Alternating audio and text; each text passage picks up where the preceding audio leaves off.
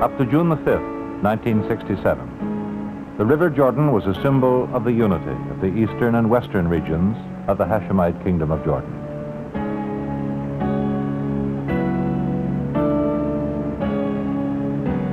Today, it has become a dividing line.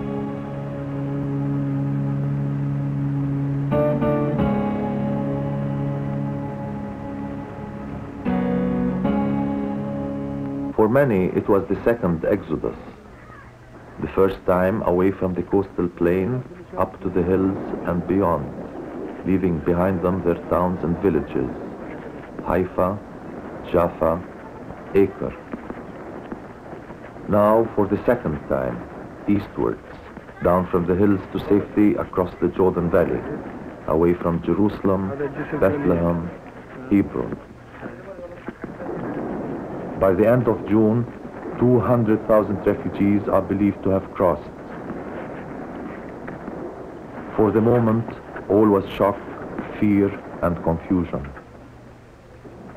There was no knowing exactly how many refugees crossed over, or what passed in the minds of these frightened people as they fled from their homes, many for the second time in their lives. To get their children away from the war zone was a main objective.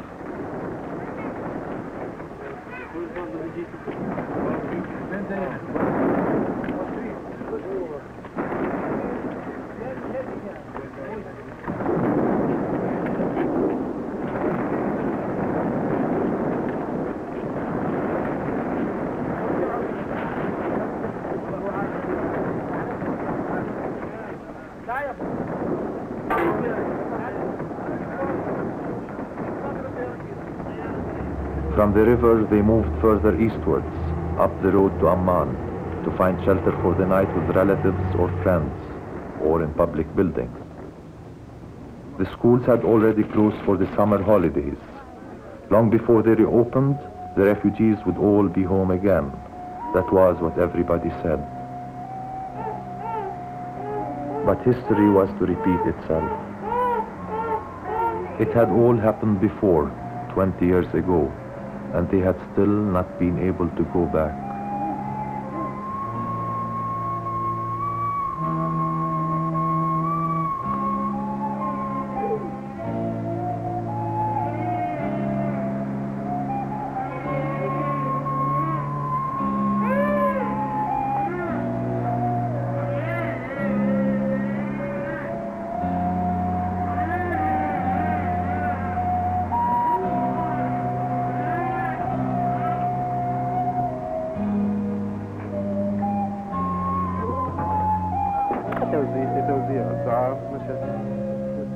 As in 1948, emergency supplies were rushed in.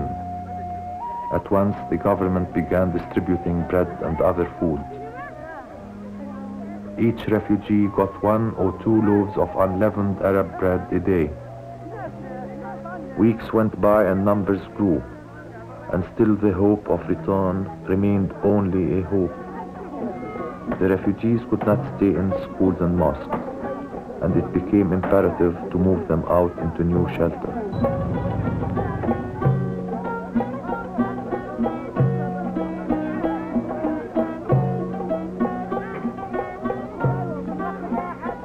A tent for each family was better than sharing a classroom with 5 or 6 other households. But it was no substitute for the longed-for homecoming. Here in one of the Jordan Valley camps, row upon row of tents soon covered the ground. At the request of the Jordan government, UNRWA set up and administered 6 out of the first 9 emergency tented camps.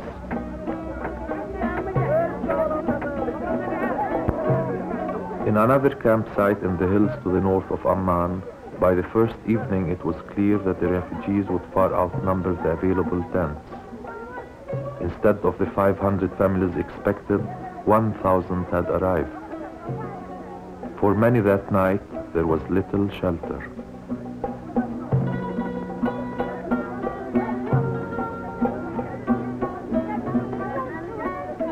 Here and there, a chance encounter brought the consolation of shared misfortune.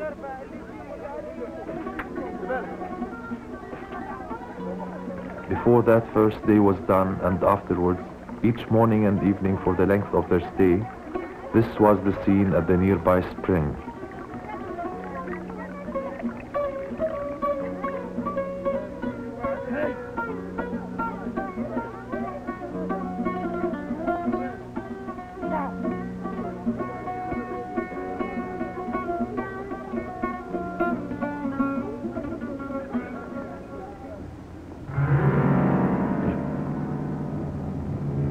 Wadi Dlail, or in English the Valley of the Lost, is 20 miles east of Souf, on the fringe of the Syrian desert. Here an emergency camp was set up by the government in the first days of the new exodus. With more and more people arriving, there was always a shortage of tents.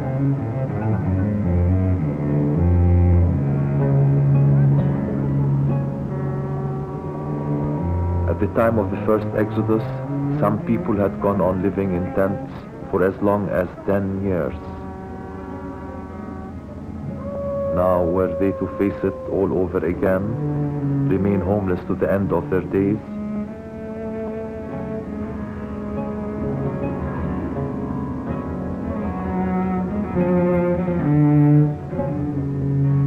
Without water in the desert, life could not go on. The well here was enough for 2,000 people. Before long, there were 13,000 refugees, so water had to be brought in daily by tanker.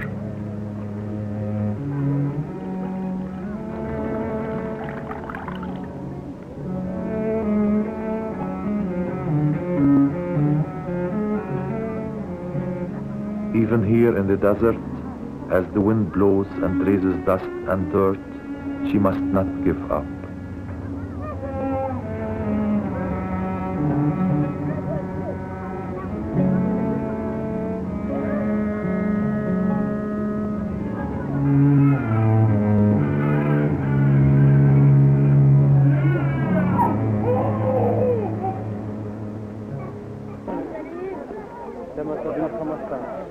In the meantime, there was work to do, and a great many willing volunteers anxious to help. Jordanian girl university students spent their summer vacation preparing and dishing out hot meals. Each refugee was given 1 serving a day.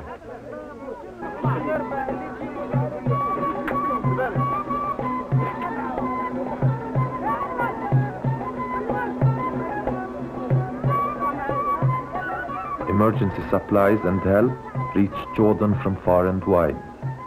To give a very few examples,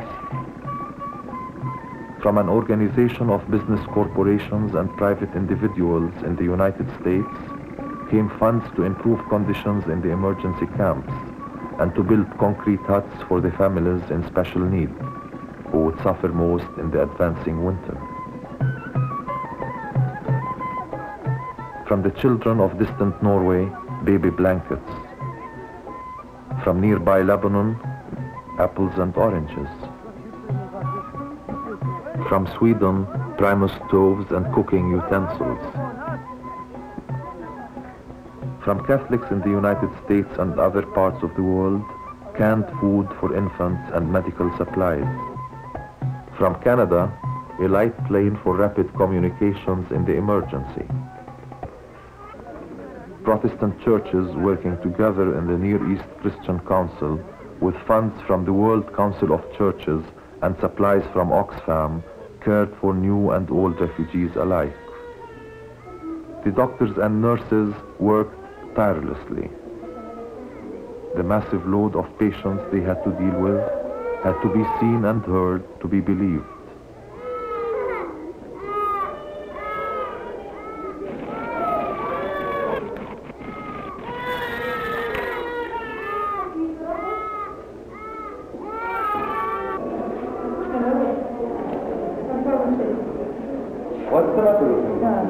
He has angular stomatitis. If he will continue not receiving his proper diet, the disease will recur. But what will happen in the future, I don't know.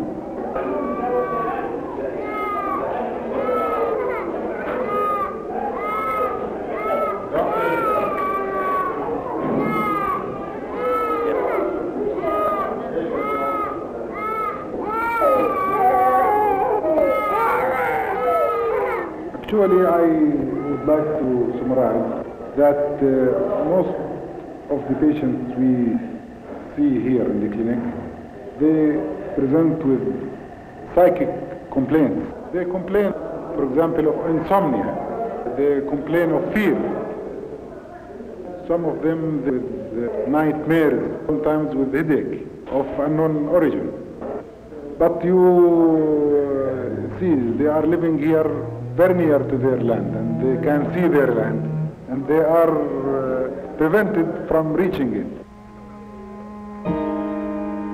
The days went by in waiting and hoping that they would be given the chance to go back to their homes, in accordance with a resolution adopted by the Security Council in June. And at the beginning of July, when Israel announced conditions for a general return of displaced persons, the end of waiting and hoping seemed in sight. But no one foresaw how long would be the negotiations, nor how few would in the end return. Finally, the first 800 were allowed to cross, and if some permit holders at the last moment held back, each had his own reason, be it his job on the East Bank, the fact that permits did not always include the entire family, or that fears about returning were still not allayed. Why do you want to return? Because my home is there, my clinic is there, and my relatives are there. Relatives, our family. Yes. And what do you think the future will be there? Well, this I can't answer. You can't answer that. Well, doctor, what about your children? Do you want to send them to school there? They are underage. They're underage. They are underage, yes. Perhaps to kindergarten. You can send them to the school there? To the kindergarten. I see. Do you have any family in... yes, I have relatives, yes. In Hebron? In Hebron, yes. But your own family is going back with you? Yes. My wife, my 2 children are going back. Good luck, doctor. And thank you very much. Thank you. Good luck. A cut-off date for the end of the mass return of displaced persons was set by Israel for the 31st of August.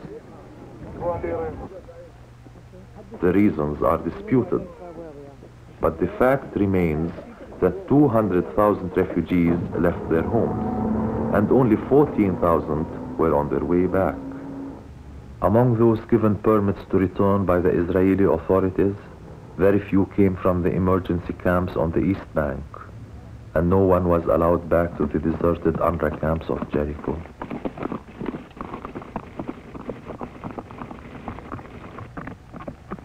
Today, the watchman makes his lonely round. Here they had lived since 1948, first in tents, then in huts that they built for themselves.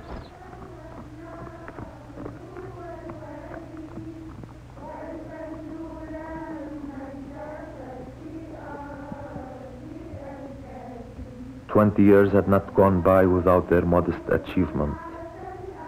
Here a coffee house. There a street with shops on either side.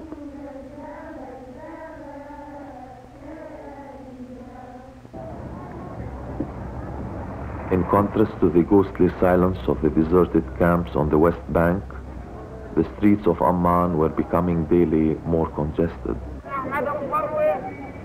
Outside the UNRWA office, West Bank refugees from the 1948 exodus waited to re-establish their entitlement to UNRWA services on the East Bank.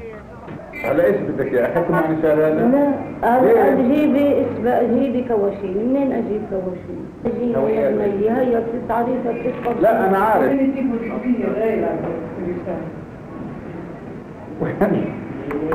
From the morning till we close down, a stream of people come, one after the other. What do you feel is your most important job at the moment? My most important job is to try and solve the difficulties of the people on the spot.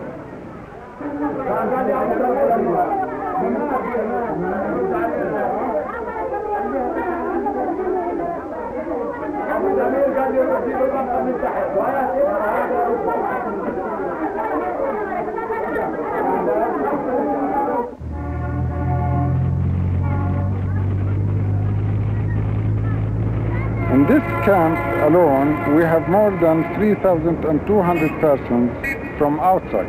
We counted them one by one in the first week of September. Do you have room for them? We don't have room, but they have joined their relatives, and some of them had more than one room. Of course, emptied one of the rooms and gave them to their friends who came from the West Bank. This is the arrangement they have done. Well, the others have squeezed in the same room. It's going to be a great problem because Amman has always been saturated with refugees from all over the country. The number of refugees in Amman has almost tripled within 10 years. So it is saturated. All the town is full of refugees. The camps are full, and now with the new influx, became an impossible situation. And unless they go back, I don't know really what happened of them.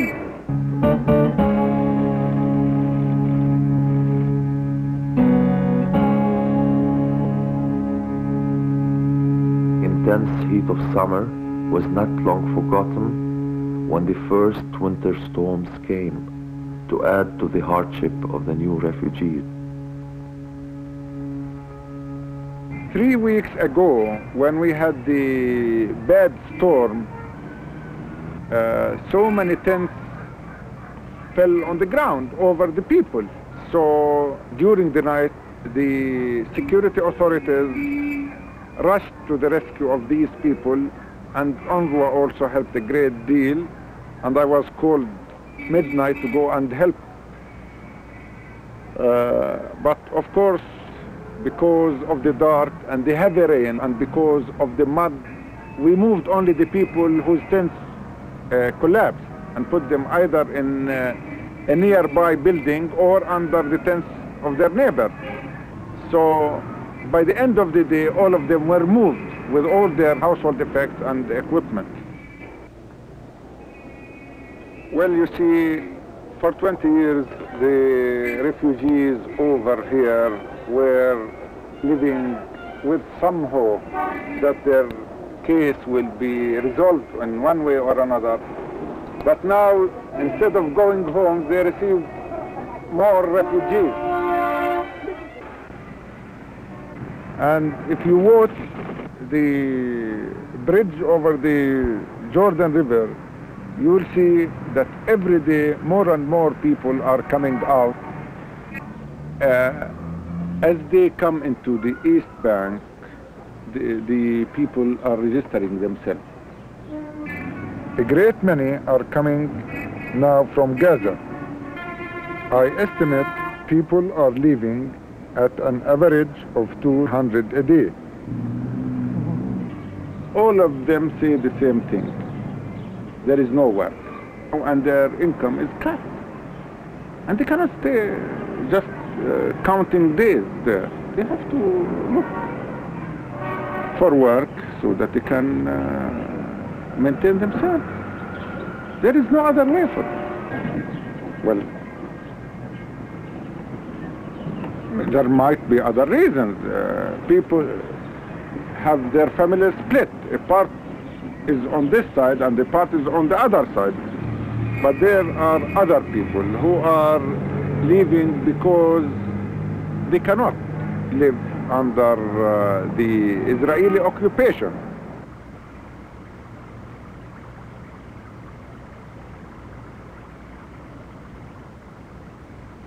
And everybody here now hopes that the UN would find a way to solve this problem. But if the UN fails, God knows what will happen. And imagine people to be just living without any hope, frustrated, disturbed. I don't know what will happen of them. Previously, the people of the camps and the people of the villages were coming out. But now I saw people educated. I am Muhammad Aziz Shakir from Nablus. I studied 2 years at the Faculty of Law in Cairo University. I am working now at a Hissen cinema. My salary is about 12 pounds a month.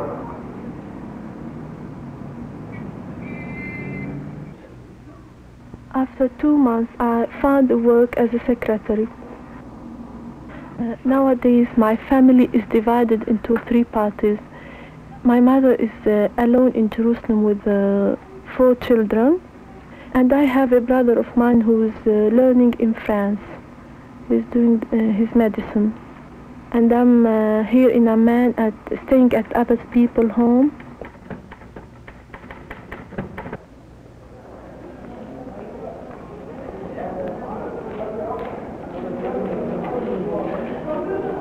Well, after the 6th of June, the West Bank was taken over by Israel, and the borders were closed, of course, and we couldn't get back. And naturally, I was studying here, so I couldn't get back.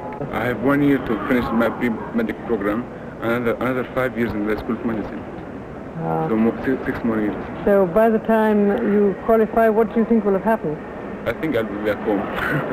And where is home? Palestine, Ramallah, near Jerusalem. The days change everything.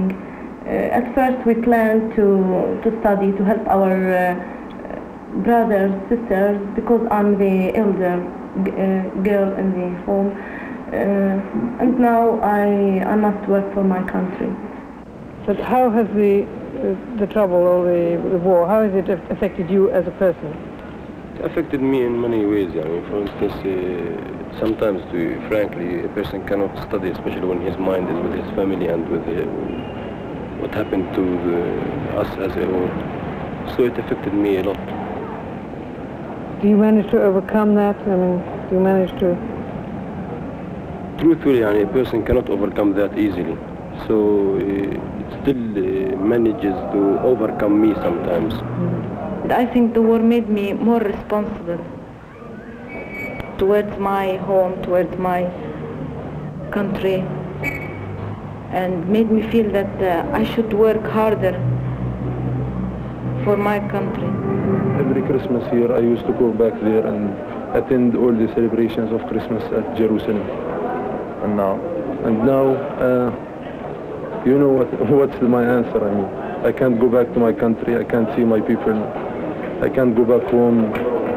I have two small brothers there, and one big one who has died recently at the last war. And it's all messed up. I'm trying to get my degree as best as I can, so that I can work in my field, which is political science. Is it just that we just stand here and talk while people are suffering in the West Bank, or it's matter? So I felt that I lost faith, I lost hope in everything. Well, what we hope for as a peaceful people, that peace will be back again and our rights will be given back to us, or else taken and not given. I'm going to dedicate all my life towards getting back my country. If I fail, I don't know what will happen, but I'm going to work for getting back my country. 10 years younger children in the emergency schools show the same eager spirit and appetite for learning.